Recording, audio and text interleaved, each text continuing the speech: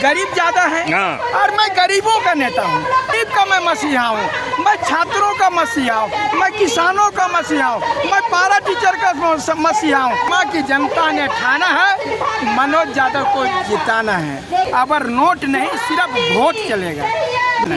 ये मोदी जी ऊपर से आते हैं और यहाँ के उम्मीदवारों को जिताने की बात करते हैं। मोदी जी आपसे मेरा कोई बैर नहीं और अन्नपूर्णा जी आपकी कहीं खैर नहीं। अगर यदि तुम मनोज यादव को जीते भी तोरा विश्वास दिला रही हो कि तोर बेटा के बाहर ना जाल पर तो नौकरी चाकरी के लिए तैयारी कर रहा है, उसको सबसे पहले मैं भ्रष्टाचार खत्म करके पहले रोजगार का व्यवस्था करेंगे।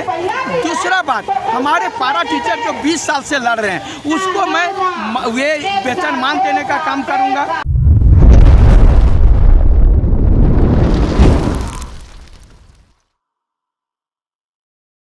नमस्कार, जोहार। आप देख रहे हैं झारखंड स्वतंत्र खबर। अभी हमारे साथ मनोज यादव हैं जो मुखर होकर के बात रखते हैं और इनको छात्र नेता से भी लोग जानते हैं, लेकिन अभी JBKSS के मैंने कहें तो एक कोर कमेटी के मेंबर भी हैं और अभी कोडरमा से प्रत्याशी घोषित हो चुके हैं। हम जानते हैं कि मनोज यादव एक गरीब घर के लड़का है और प्रत्याशी जो है कोडरमा से होंगे, सब बड़े बड़े दिग्गज होंगे। तो ये चुनाव वहाँ कैसे जीतेंगे और कैसे फाइट करेंगे? जोहार। जोहार जोहार आपके चैनल देखने वाले तमाम लोगों को झारखंडी जोहार। और यही कहेंगे कि इसको आप लोग सब्सक्राइब कीजिए और इसको शेयर कीजिए। लेकिन आप एक गरीब घर का है, छात्र नेता रहे हैं, बहुत बड़ा आपके पास ये नहीं है। और कोडरमा से चुनाव जो प्रत्याशी होंगे लगातार पूंजी पैसा वाले लोग होंगे, और लेकिन आप जो हैं कैसे फाइट कीजिएगा? आपको हम यही पूछना चाहेंगे दादा, चूँकि आप अच्छे पत्रकार हैं, कि यहाँ पर गरीबों की संख्या ज़्यादा है कि अमीरों की संख्या ज़्यादा है? गरीबों की संख्या ज़्यादा है, गरीब ज़्यादा है और मैं गरीबों का नेता हूँ, तो फिर अमीर लोग हमसे कैसे टिकेगा भैया? जब वोट होता है गरीब करते हैं और गरीब का मैं मसीहा हूँ, मैं छात्रों का मसीहा हूँ, मैं किसानों का मसीहा हूँ, मैं पारा टीचर का मसीहा हूँ, मैं सहिया दीदी का समस्या का समाधान करता हूँ। जो चाहे आंगनबाड़ी हो, सहिया दीदी हो, पारा टीचर हो, जितने भी युवा हो, किसान हो, मैं उसका यदि नेता हूँ तो हमको कैसे हरा देगा दूसर जी? इसलिए मैं विश्वास दिला रहा हूँ कोडरमा की जनता ने ठाना है मनोज यादव को जिताना है। चलिए, बहुत अच्छा है कि अगर कोडरमा की जनता अगर ठान ली। देखिए, आप जो है नोट पर वोट नहीं होगा। आपको बताते हैं वो कमजोर लोग हैं जो बिक जाते हैं। कितना नोट देगा जी? 500, 1000, 2000।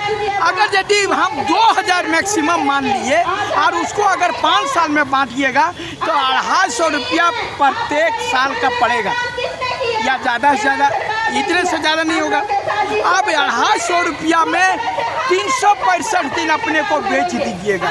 इसलिए अगर इसका महत्व समझने लगा कि अगर 5 साल तक जो है हम अपनी कमाई से खा सकते हैं, अपने हाथों पर भुजाओं पर विश्वास है, तो 2000 के लिए हम अपना ईमान बेच देंगे?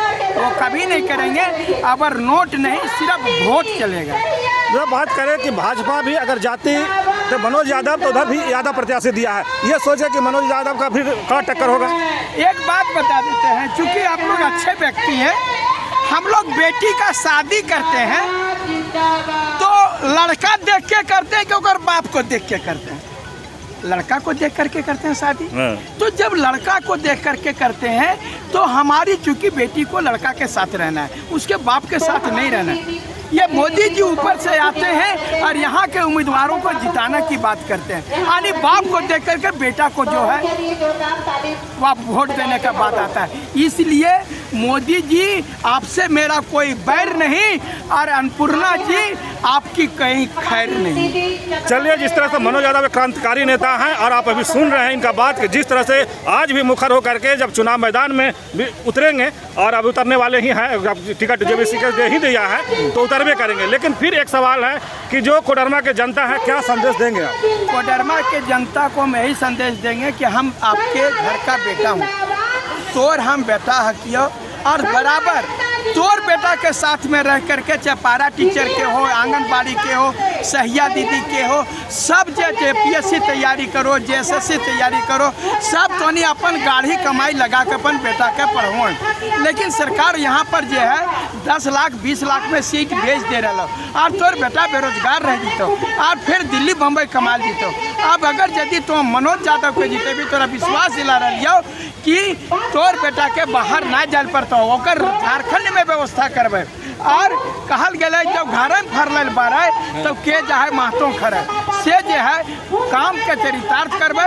तो हमरा के जाने तो है पूरे 6 विधानसभा में, चाहे वो कोडरमा विधानसभा हो, बरकट्ठा विधानसभा हो, बगोदर विधानसभा हो, राजधनवार विधानसभा हो, या तो जमुआ विधानसभा हो, गांडे विधान, तमाम विधानसभा के लोग मुझे जानते हैं। और तोहने के हाथ जोड़ के विरोध कह रही हो कि ये तो सांसद है को जरा कि कहियो देखलो न कि। और मनोज यादव 5 साल तक लगातार रोड पर लड़ते रहियो तोर मुद्दा के लेके नहीं, अपन बेटा के पहचाने के कोशिश कर।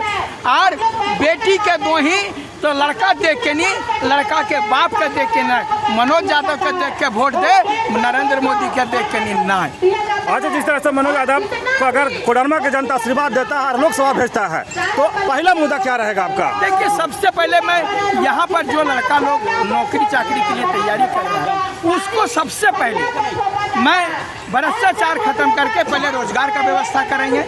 दूसरा बात, हमारे पारा टीचर जो 20 साल से लड़ रहे हैं उसको मैं वे वेतनमान देने का काम करूंगा।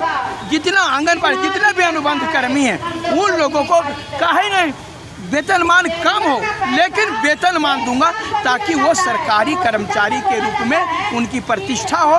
मैं इस चीज़ के लिए व्यवस्था करूँगा। मनोज यादव आज बोल रहे हैं जिस तरह से बेरोजगारी या भ्रष्टाचारी की बात करें, जब चुनाव आता है तो नेता सब वादा करते हैं, तो इस तरह से मनोज यादव भी तो वादा नहीं कर रहे हैं। देखिए, सबसे बड़ी बात मनोज यादव जो है जीतने के बाद वादा नहीं चाहिए, जीतने पहले।